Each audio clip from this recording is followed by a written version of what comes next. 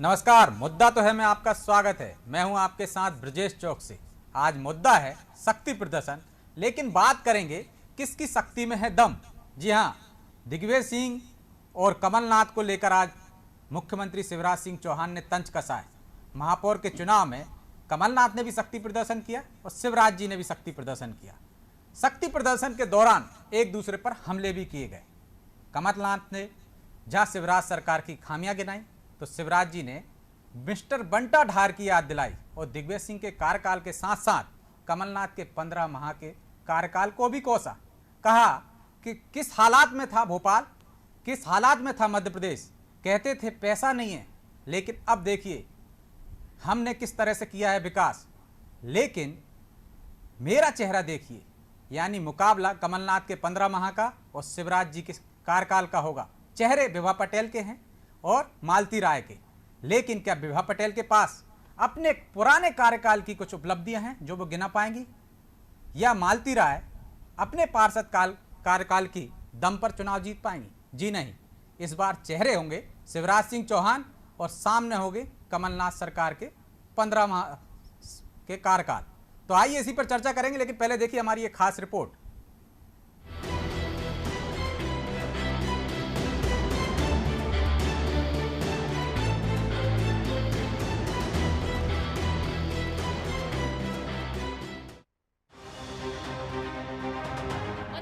विधानसभा चुनाव 2023 का सेमीफाइनल कहे जाने वाले निकाय चुनाव का शंखनाद होने के बाद नामांकन का दौर जारी हो चुका है। भोपाल में 1999 से 2004 तक महापौर रहने वाली विभा पटेल 18 साल बाद पद तो समाप्त हो गया। उन्होंने बतौर कांग्रेस प्रत्याशी राजधानी भोपाल से नामांकन दाखिल कर दिया। हालांकि नामांकन दाखिल करने से पहले एक जनसभा का आयोजन किया गया, जिसमें विभा पटेल ने अपने कार्यकाल को एक बार भी याद नहीं किया और बीजेपी सरकार पर हमला बोलती नजर आईं। ऐसा इसलिए हुआ क्योंकि उनके पास कोई ऐसी उपलब्धि नहीं है जिसको आधार बनाकर वो प्रचार प्रसार में जुट सके, जिसके चलते कमलनाथ और सीएम शिवराज सिंह के बीच तीखी नोकझोंक देखने को मिल रही है।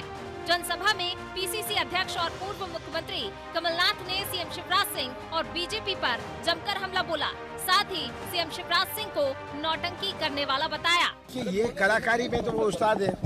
ये कलाकारी से वो सोचते हैं, घोषणाओं से ये सोचते हैं, एक्टिंग से ये सोचते हैं कि जनता प्रभावित होगी, पर जनता समझ गई है। उधर 2 बार पार्षद रहने के बाद हार का सामना करने वाली और लंबे समय से चुनावी मैदान से दूर रहने वाली बीजेपी प्रत्याशी मालती राय ने भी अपना नामांकन दाखिल कर दिया। बीजेपी ने भी शक्ति प्रदर्शन किया।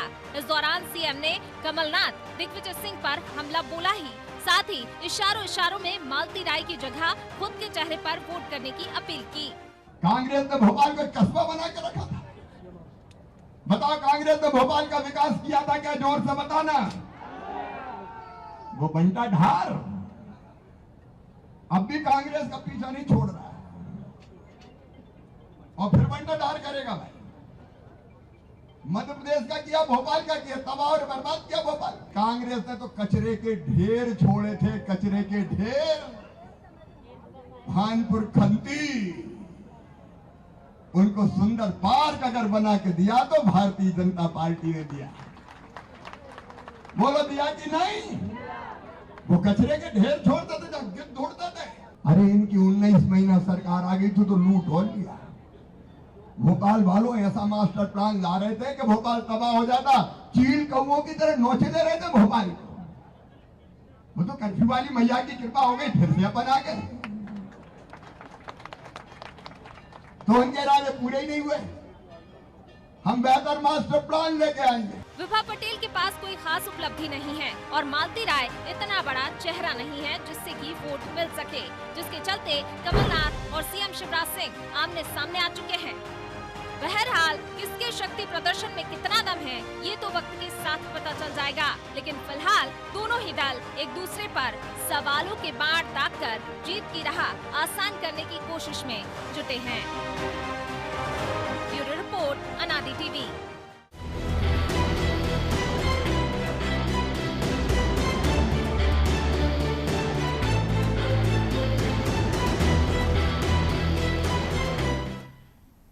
तो प्रदर्शन में दिखी शक्ति, इस मुद्दे पर चर्चा के लिए हमारे साथ मौजूद हैं गीत धीर, प्रवक्ता हैं बीजेपी के देवाशीष जरारिया। कांग्रेस प्रवक्ता हैं, और देवदत्त दुबे वरिष्ठ पत्रकार। तीनों मेहमानों का बहुत बहुत स्वागत है। दुबे जी, नामांकन भी हो गया, शक्ति प्रदर्शन भी हो गया, और शिवराज जी ने दिग्विजय सिंह के कार्यकाल की याद भी दिला दी।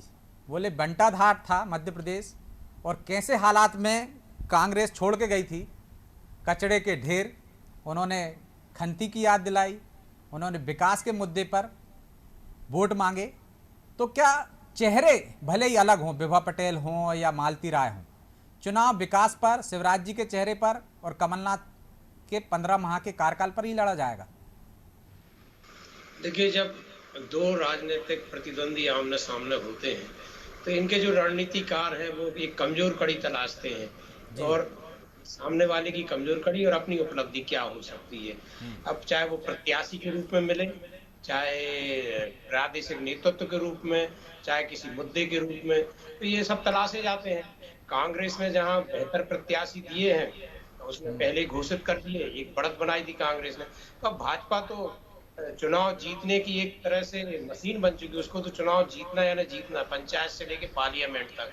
तो अब उसने एक कमजोर कड़ी तलाशी है कि हम दिग्विजय सिंह के नाम पर 2003 में बंटाधार का नारा दिया था, और आप देखें जब जब चुनाव आते हैं वो दिग्विजय सिंह के कार्यकाल की याद दिलाते हैं और उसको मुद्दा बनाते हैं, सड़क, बिजली, पानी वाले। तो एक बार फिर अभी दिग्विजय सिंह का क्या मतलब है? दिग्विजय सिंह ना कांग्रेस के प्रदेश अध्यक्ष हैं, न दिग्विजय सिंह कोई फ्रंट पे है। लेकिन भाजपा भोपाल से चुनाव लड़े थे ना, शायद इसलिए उनको टारगेट कर रहे हो।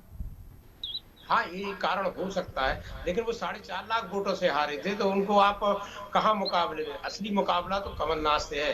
जो कमलनाथ 15 सालों की भाजपा सरकार को 2018 में आए थे और उन्होंने हटा दिया था, और वो लगातार सक्रिय हैं, और प्रत्याशी चयन में उन्होंने दिखा दिया कि हमारे यहाँ कोई विवाद नहीं है, और हमने पहले घोषित कर दिए, और अच्छे जो भाजपा के गढ़ हैं उन शहरों में उन्होंने प्रत्याशी दिए। तो अभी तो कमलनाथ भी निशाने पे आएंगे। शिवराज जी की आप देखिए कि वो मुद्दों को कैसे धार देते हैं और कैसे एक बढ़त बनाने की कोशिश करते हैं। हम और आप जानते हैं कि वो इतने अनुभवी हो गए, 4 बार से मुख्यमंत्री हैं। तो वो कैसे उन्होंने कहा कि कांग्रेस के पास उम्मीदवार नहीं है, कार्यकर्ताओं को नहीं देती, विधायकों को दे रही।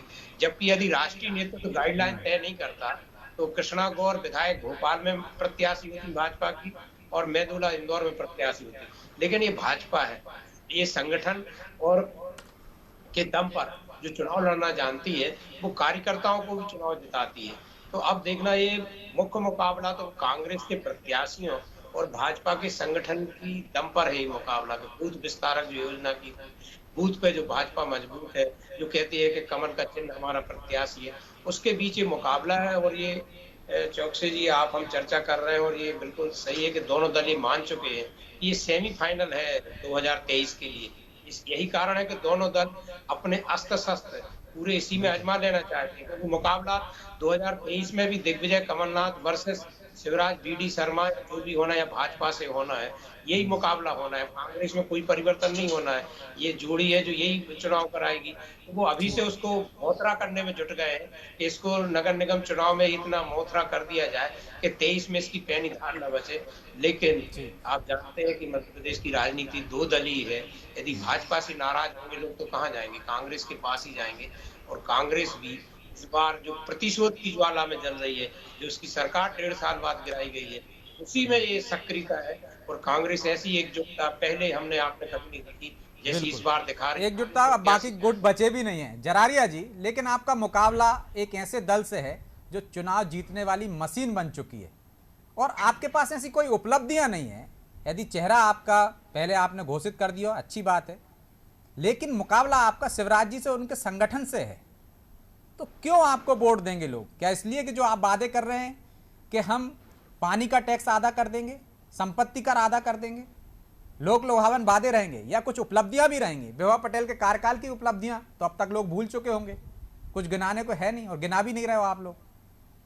निश्चित तौर पर ब्रजेश जी के कांग्रेस को भोपाल के नगरीय निकाय चुनाव में जीत हासिल हुई लंबा समय हो चुका है, और निश्चित तौर पर हमारा जो मुकाबला है भारतीय जनता पार्टी के संगठन से, इसमें कोई दोहराए नहीं। लेकिन साथ साथ में हमारा मुकाबला प्रदेश में एक ऐसे मुख्यमंत्री से है जो नोटंकीबाज है, जिसकी 26,000 से घोषणाएं पेंडिंग है, घोषणावीर जिसे कहा जाता है, जिसका बस चले तो रात को सपने में सोते हुए भी 4 घोषणाएं कर दे, ऐसे मुख्यमंत्री से हमारा मुकाबला है। और ऐसी सरकार से हमारा मुकाबला है जो जनता के जनादेश से चुनकर नहीं आई है, बल्कि पीछे बैक डोर से खरीद फरोख्त करके सरकार बनाई है। ऐसी सरकार से हमारा मुकाबला है। हमारा मुकाबला ऐसी सरकार से है जिसके कार्यकाल में जबरदस्त भ्रष्टाचार, जबरदस्त बेरोजगारी, व्यापम 1 हो गया, व्यापम 2 हो गया, और उसके बाद भी प्रदेश का युवा 3-3 साल से दर-दर की ठोकरें खा रहा है, कोई भर्ती नहीं निकल रही है। हमारा ऐसी सरकार से मुकाबला है जिसके कार्यकाल में हर विभाग में जबरदस्त लेकिन जरारिया है। जी, ये मुद्दे आपके पिछले लगातार चुनाव में देखे रहे हैं, चाहे वो आप नौटंकीबाज कहें, चाहे आप घोषणा वीर कहें, लेकिन सब वही हथियार हैं आपके जो खिलाफ हो चुके हैं। फिर क्या आप कहीं गलती तो नहीं कर रहे हैं कि शिवराज जी को टारगेट करने की जगह आप प्रत्याशी को टारगेट करेंगे तो ज्यादा बेहतर रहेगा? इसी हथियार से 2018 में शिवराज जी की विदाई हो गई थी। 18 महीने शिवराज जी कहीं प्रदेश में दिखाई नहीं दिए थे। कोरोना काल में भी घर बैठ गए थे। तो निश्चित तौर पे मुझे पूर्ण आशा है, जिस तरह का माहौल देश में और प्रदेश में उत्पन्न हुआ है, जिस तरीके से जनता नाराज है, उस नाराजगी में और कांग्रेस जिस तरीके से कार्य कर रही है, हम लोगों ने हर फ्रंट पे दिखाया है कि हम भारतीय जनता पार्टी से 2 कदम आगे। माननीय कमलनाथ जी के 15 महीने के कार्यकाल में जो कार्य है, विशेष तौर पर मैं कार्य गिना देता हूं आपको। 51,000 हमने जो बेटी के लिए पैसा था वो बढ़ाया। इसके अलावा कोरोना काल की वजह से मिल तो किसी को नहीं पाया ना, वो अब तो वो ज्यादा दे रहे हैं। नहीं, कहाँ ज्यादा दे रहे हैं, उन्होंने तो खत्म कर दिया है। उसकी जगह पे पैसे की जगह पर डायरेक्ट जो कैश होता था, उसकी जगह पर उन्होंने सामान कर दिया। और सामान में कितना बीच में जो भ्रष्टाचार की भेंट चढ़ रहा है कि सामान घटिया क्वालिटी का, गुणवत्ता हीन सामान दिया जा रहा है और उसके बदले में कमीशन खा के पैसे दिए जा रहे हैं। तो पूरे प्रदेश में चल रहा है। इस सब का फायदा कांग्रेस पार्टी को मिलना है और कांग्रेस पार्टी पूरी तरीके से तैयार है। और इन चुनाव में हम लोग बड़ी बढ़त के साथ में, बड़ी जीत के साथ में वापसी करने जा रहे हैं नगरीय क्षेत्रों में। लेकिन यदि आप भ्रष्टाचार का मामला उठाते हैं तो अब सवाल ये भी तो उठेगा कि आपको जिनको आपने महापौर प्रत्याशी बनाया, उनको ऐसे ही आरोपों में हटाया गया था, पूरा कार्यकाल नहीं किया था उन्होंने। देखिए, पुरानी 18 साल पुरानी बातें हैं। 18 साल की पुरानी बातें जनता को कितनी याद रहती हैं। और मुझे पूरी आशा है कि जिस तरीके से विभा पटेल जी पर पूरी कांग्रेस पार्टी ने विश्वास जताया, जनता भी उन पर विश्वास जताएगी। तो क्या गीत जी, आपको आपका चेहरा कमजोर लग रहा है जो शिवराज जी को आगे करना पड़ रहा है, या शिवराज जी के चेहरे पर ही चुनाव लड़ा जाएगा, या आपको कहीं लगता है आपकी पार्टी को या आपकी सरकार को कि मालती राय विभा पटेल से थोड़ी कमजोर पड़ रही, इसलिए मुकाबला कमलनाथ वर्सेस शिवराज कर देना चाहिए? ब्रिजेश जी, देखिए, सवाल जो है अगर आप नहीं पूछेंगे तो हम उत्तर कैसे देंगे। सवाल इसलिए मैं ये भी कहूंगा कि बहुत अच्छा है, महत्वपूर्ण है। हमारे लिए महत्वपूर्ण जो है वो प्रत्याशी नहीं, हमारे लिए भारतीय जनता पार्टी है। और भारतीय जनता पार्टी इसलिए है क्योंकि हमारा एक लक्ष्य तय है और उसी लक्ष्य को हासिल करने के लिए हम कार्य करते हैं, और वो लक्ष्य जो है राष्ट्रवाद की ओर ही लेकर जाता है। अब मेरे निकाय चुनाव भी राष्ट्रवाद पर लड़े जाएंगे, स्थानीय मुद्दों पर नहीं लड़े जाएंगे? नहीं, बिल्कुल लड़े जाएंगे साहब। यही तो हमारे शिवराज जी ने, अभी आपने स्वयं बाइट में दिखाया। अभी जैसे बात हो रही थी भानपुर की, अन्य जगहों की, आप सड़कें उठा के देख लीजिए। फिर आप ही ने विभा पटेल जी की बात बोली थी 18 साल पहले, क्या हुआ था।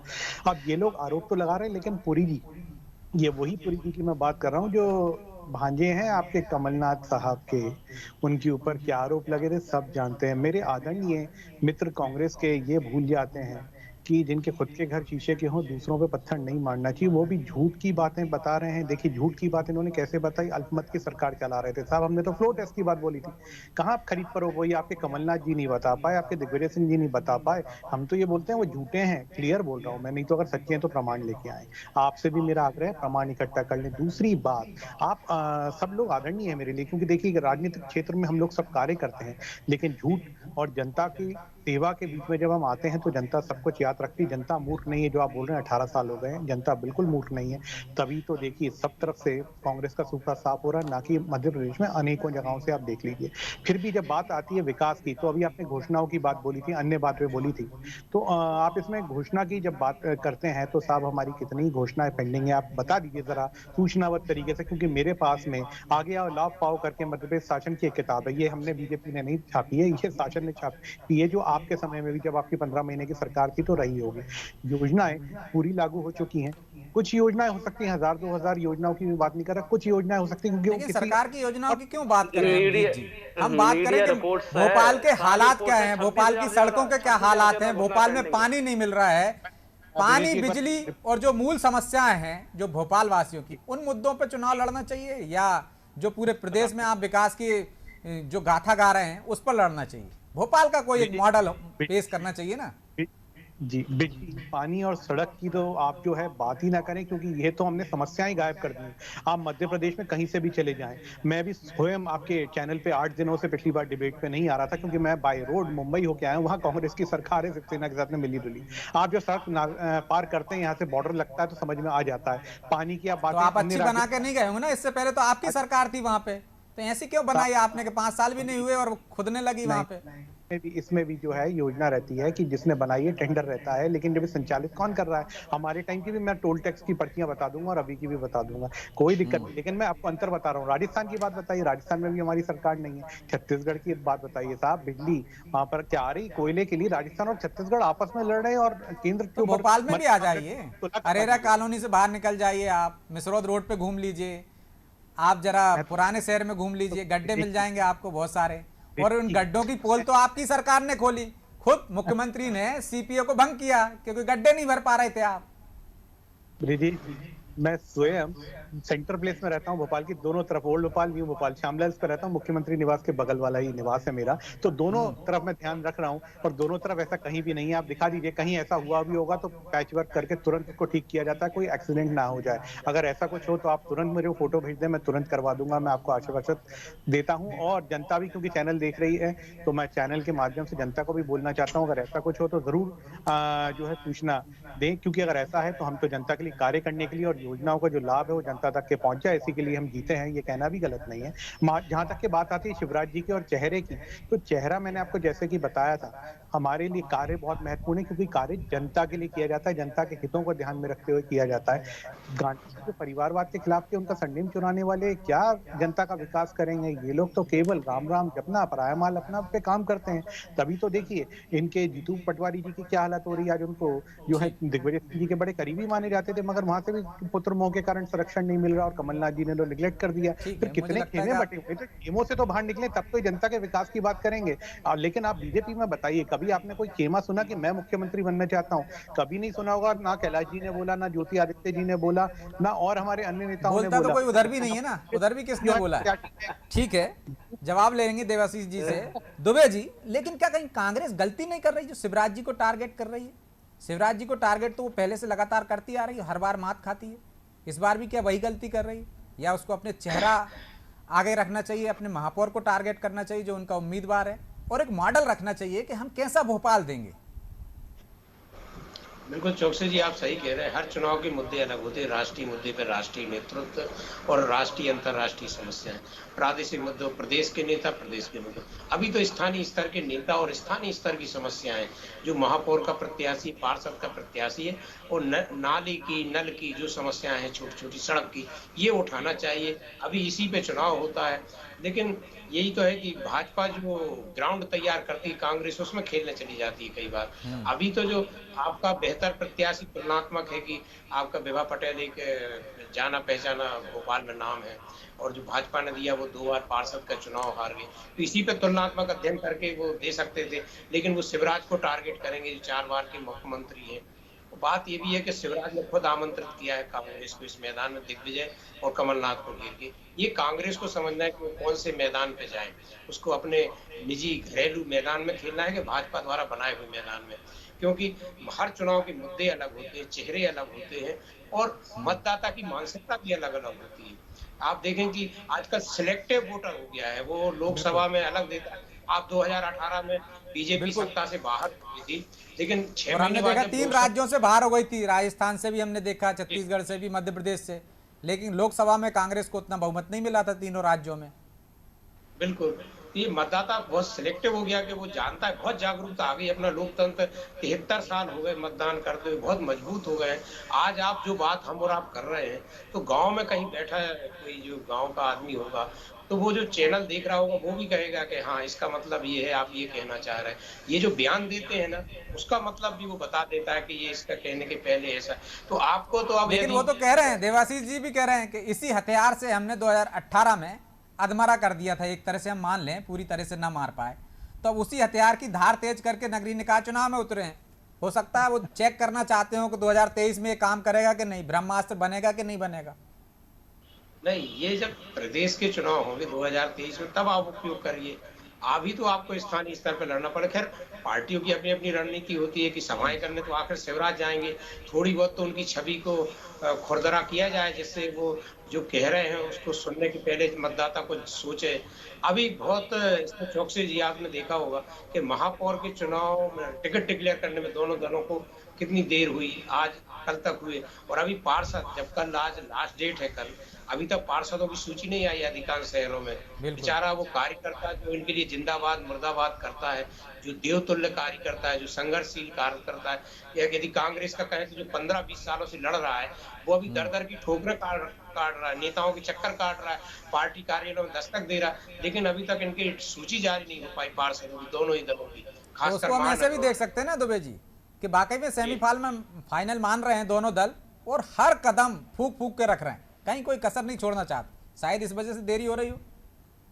ये तो मैंने पहले ही कहा, लेकिन आप जैसे आपने एक दृष्टि करी कि महापौर के तय कर लिए कांग्रेस ने, एक सप्ताह पहले कर लिए, तो ऐसे ही कुछ फार्मूला कार्यकर्ताओं के लिए भी अपनाते कि हाँ भाई इसको देना, इसको नहीं देना। ये जो फार्मूला तो अपनाते हैं और फार्मूले बनाए भी जा रहे हैं जरारिया जी, लेकिन क्या जो दुबे जी कह रहे हैं कि आप हमेशा ट्रैप में फंस जाते हैं और बीजेपी के मैदान पे खेलने पहुंच जाते हैं। उन्होंने आमंत्रण दिया, मिस्टर भंटाधार का जो तमगा आपको दिया था उसमें आप खेलने लगे, जबकि आपको स्थानीय मुद्दों पे प्रत्याशी को घेरते तो ज्यादा फायदेमंद होते। नहीं, ऐसी बात नहीं है, दोनों मुद्दे अपनी अपनी जगह पे हैं। प्रदेश नेतृत्व को मुख्यमंत्री को घेरना अलग चीज है और स्थानीय नेतृत्व, स्थानीय स्तर पे समस्या पर चुनाव लड़ना, दोनों अलग अलग चीज है और दोनों ही आवश्यक मैं मानता हूँ। पहली चीज तो फिर तो राष्ट्रवाद भी आएगा, सब तमाम तरह के मुद्दे आ जाएंगे स्थानीय चुनाव में। नहीं तो भारतीय जनता पार्टी कब छोड़ती है मुद्दे, राष्ट्रवाद के मुद्दे? ऐसा कौन सा मुद्दा है जो भारतीय जनता पार्टी किसी चुनाव में छोड़ती है? उन्होंने कभी भी कोई मुद्दा नहीं छोड़ा, उन्होंने कोई कसर नहीं छोड़ी। देश में किसी भी छोटे से छोटे चुनाव में वो सांप्रदायिकता फैलाने का प्रयास करते हैं और झूठा राष्ट्रवाद का मुद्दा लेके आते हैं। तो तमाम मुद्दे हैं, भारतीय जनता पार्टी की परिपाटी है और उस परिपाटी पे ना ही जाए वो अच्छा है। मैं तो इनसे एक सवाल पूछना चाहता हूँ कि भोपाल के लिए उन्होंने काम किया है, तो भोपाल से चुनिंदा सांसद हैं प्रज्ञा ठाकुर जी, और दिग्विजय सिंह जी को 3.5 लाख वोट से हराया था, जनता ने उनको चुन के भेजा था। इन्होंने तो अपनी जो चयन समिति थी भोपाल की नगर निगम के प्रत्याशी, महापौर प्रत्याशी के लिए, उस चयन समिति में भी शामिल नहीं किया। प्रधानमंत्री जी कह चुके हैं मैं उनसे मन से माफ नहीं करूंगा, पार्टी में वो निरंतर बनी हुई है। उन्होंने तो पूरे प्रधानमंत्री के और ये कहा था ना, माफ नहीं करूंगा, ये थोड़ी नहीं कहा था पार्टी में नहीं रखूंगा। और दूसरे दिन वो बैठक में गई थी भी, बिल्कुल बैठक में गई थी। उसके बाद क्या कहते हैं, इस पूरे नगर निगम महापौर की चयन समिति में उनका कहीं अता पता नहीं था। तो निश्चित तौर पे इन्होंने जनता से वोट लेकर जनता को ठगने का काम किया है। ये दर्शाता है कि जनता से वोट तो ले लेते हैं पर जनता के लिए काम नहीं थोड़ी नहीं होगा। ये चुनाव नालियां थोड़ी नहीं बन पाती, सांसद का एक अलग अपना कार्यक्रम होते हैं, विधायक का एक अलग काम होते हैं। निश्चित तौर पे आपकी बात मैं मानता हूं ब्रजेश जी, लेकिन कहीं ना कहीं संदेश हो जाता है कि हमने वोट दिया था, हमने वोट जिन मुद्दों के लिए दिया था उन मुद्दों पे काम तो नहीं करे। जब हमारा वोट देने के बाद हमारा वोट व्यर्थ जा रहा है तो हम किसी भी मुद्दे पे भारतीय जनता पार्टी को वोट क्यों दें? ये सबसे बड़ा प्रश्न है। रही बात भोपाल के विकास की, तो भोपाल के विकास में ये बताइए कि इन्होंने जो जितनी अवैध कॉलोनियां बनी हुई हैं उनके नियमितीकरण के लिए क्या किया? इन्होंने तो एक नया सिक्कू का छेड़ दिया है कि प्रदेश में जहां कहीं भी इनको नजर जिस पे टेढ़ी होती है, जो इनके लिए राजनीतिक लाभ और हानि का प्रश्न बनता है, वहां ये बुलडोजर लेके पहुंच जाते हैं। वो तो तमाम तरह के मुद्दे गिना रहे, बोले शहर को नर्मदा जी का पानी मिल रहा है तो बीजेपी सरकार दे रही है, यदि ओवरब्रिज बन रहे हैं, मेट्रो आ रही है, ब्रिज बन रहे हैं, तमाम तरह के विकास गिनाए आज उन्होंने। लेकिन क्या आपके पास कुछ गिनाने को नहीं है? हर विकास कार्य में घोटाला है। हमारे कार्यकाल के समय ही चुनाव हो जाते, हमारे कार्यकाल के समय ही चुनाव हो जाते, लेकिन सरकार गिर गई उससे पहले। हमारे टाइम पे सरकार काम हो जाते तो हर काम में घोटाला है गीत जी, समय नहीं है, हर काम में घोटाला है। आपने विकास के काम तो गिनाए, वो आपके घोटाले गिनाएंगे। देखिए देवाशीष जी आदरणीय भाई जो हैं वो कैसी कैसी बातें कर रहे हैं, जनता देख रही है। मैं नसीहत नहीं दे रहा हूँ, लेकिन भट्टाधार जी का नाम हमने नहीं दिया, जनता ने ही दिया है। घोटालों की बात कर रहे हैं, फिर मैंने नाम लिया था ना, व्यक्तिगत टिप्पणी भी और नेताओं पे घोषणावीर भी हमने नाम नहीं दिया, जनता नहीं दिया है। नौटंकीबाज भी हमने नाम नहीं दिया, जनता नहीं दिया है। बात इनके पास ना जानकारी है, ना आंकड़े हैं, ना विकास है, ना नियत है और ना कार्य पद्धति है। तो कार्य किए कहाँ इन्होंने जो आप सड़कों का, बिजली का और पानी का हाल छोड़ दीजिए, नर्मदा मैया उसका संरक्षण। 18-20 साल से आप लोग सत्ता में हैं, जवाब तो आपको देना कि आपने कार्य किए, कांग्रेस पार्टी को ना जवाब देगी जी। फिर अपन बात लंबी चलेगी। महापौर आपका नगरीय क्षेत्र में महापौर की सीट पर है ना। आप 2.5 साल से आप और नहीं है, आपके एसडीएम, आपके कलेक्टर सरकार चला रहे हैं, आपका प्रशासन सरकार चला रहा है, ये तो जवाब आपको देना है, सुनने नहीं आया, जवाब नहीं देना। आता हूँ, कृपया अपना मुंह बंद रख लें, आपके समय पे मैं अपना मुंह बंद रखता हूँ, इज्जत से बता। देखिए, इन्होंने जो है भ्रष्टाचार की और इसकी जो है भेंट जनता को चढ़ा दिया था, विकास कार्य हो नहीं पाए थे, जो भारतीय जनता पार्टी ने करके दिखाया और निरंतर करेगी। आगे भी जो है इनको जो करना है करते रहे, हम तो जो है विकास का कार्य करेंगे, हम तो उसी में मगन हैं और आगे भी जनता के लिए ही हम जिएंगे, जनता के लिए ही कार्य करेंगे। तो ये तो शुरुआत है, अब देखते हैं किस किस का प्रदर्शन कितना और किस पर भारी पड़ता है। बहरहाल अब समय इजाजत नहीं देता, इसलिए चर्चा को यहीं विराम देंगे। आप तीनों मेहमानों का बहुत बहुत धन्यवाद चर्चा में शामिल होने के लिए। तो ये शक्ति प्रदर्शन था बीजेपी का भी और कांग्रेस का भी, लेकिन ये शक्ति किसकी ताकत पर निकलेगी और किसको मात दे पाएगी, ये तो आने वाले चुनाव परिणाम ही बताएंगे। लेकिन ये तो तय है कि मुद्दे स्थानीय से निकलकर प्रदेश स्तरीय होंगे, राष्ट्रवाद तक भी मामला जा सकता है। अब देखना ये होगा कि जनता किन मुद्दों पर गौर करती। जिस तरह से दुबे जी ने कहा कि जनता बड़ी समझदार है, वो समझती है कि किसको कहाँ चुनना चाहिए, अब उसकी समझदारी की परीक्षा है। तो निश्चित तौर पर चुनाव होंगे और मुद्दे तो स्थानीय ही रहेंगे, भले ही राजनीतिक दल उनको भटकाने की कोशिश करें। तो जो मुद्दों पर चुनाव होंगे तो परिणाम भी उसी आधार पर आएंगे। मुद्दा तो है। फिलहाल इतना ही, मुझे दीजिए इजाजत और आप देखते रहिए अनादि टीवी। नमस्कार।